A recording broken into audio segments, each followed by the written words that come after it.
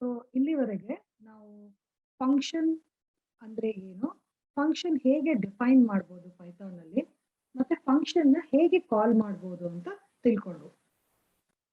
So ಒಂದು function parameter ಇಲ್ದೇನೂ create ಮಾಡ್ಬೋದು, ಮತ್ತೆ ಒಂದು ಪ್ಯಾರಾಮೀಟರ್ ಟು ಎಷ್ಟು ಬೇಕಾದ ಪ್ಯಾರಾಮೀಟರ್ಸ್ ನ ಕೊಟ್ಟು ಫಂಕ್ಷನ್ ನ ಕಾಲ್ ಮಾಡ್ಬೋದು. ಆಮೇಲೆ ಒಂದು ಫಂಕ್ಷನ್ಗೆ ಇದು ರಿಟರ್ನ್ ವ್ಯಾಲ್ಯೂ ಕೂಡ ಇರ್ಬೋದು, ರಿಟರ್ನ್ ವ್ಯಾಲ್ಯೂ ಇದೆ ಕೂಡ ಇರ್ಬೋದು. ಸೊ ಇವಾಗ ಇನ್ನೊಂದೆರಡು ಎಕ್ಸಾಂಪಲ್ಸ್ ಮಾಡೋಣ. ಸೊ ಈ ಸ್ಕ್ರೀನ್ ಅಲ್ಲಿ ನೋಡಿದ್ರೆ ನಿಮ್ಗೆ ಏನ್ ತೋರಿಸುತ್ತೆ ಅಂದ್ರೆ 4 ಎಕ್ಸಾಂಪಲ್ಸ್ ಇದೆ ಫಂಕ್ಷನ್ಸ್ ಡಿಫೈನ್ ಮಾಡಿದೆ ಅಲ್ವಾ.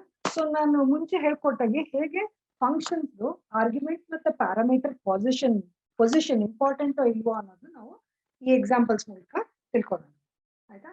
ಸೊ ಇಲ್ಲಿ DEF ಟೆಸ್ಟ್ x = 1 y = 2 ಅಂದ್ರೆ ಡಿಫಾಲ್ಟ್ ಆಗಿ x1 ಮತ್ತೆ y2 ಅನ್ನೋದು ಇದೆ.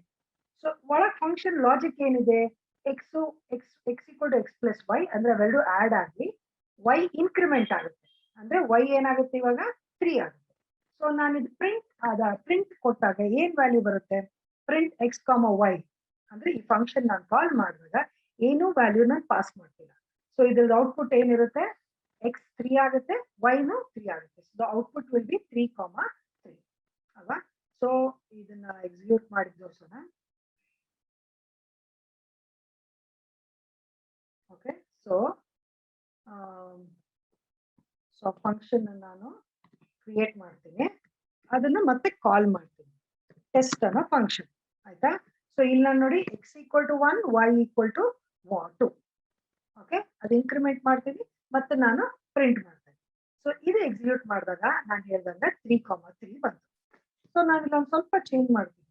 ಸೊ ಇಲ್ಲಿ 1, 2 ಕೊಟ್ಟಿದ್ದೀನಲ್ವಾ, ಡಿಫಾಲ್ಟ್ ವ್ಯಾಲ್ಯೂ 1, 2. ಸೊ ಅದ್ರ ಬದಲು ನಾನು ಇಲ್ಲಿ 2, 3 ಅಂತ ಕೊಡ್ತೀನಿ ಅಂತ ತಿಳ್ಕೊಳ್ಳಿ. ಸೊ ಇಲ್ಲಿ ಏನಾಗುತ್ತೆ, ಈ ವ್ಯಾಲ್ಯೂ x ಮತ್ತೆ y will be over written by the new value. x 2 ಆಗುತ್ತೆ, y 3 ಆಗುತ್ತೆ ಅಲ್ವಾ.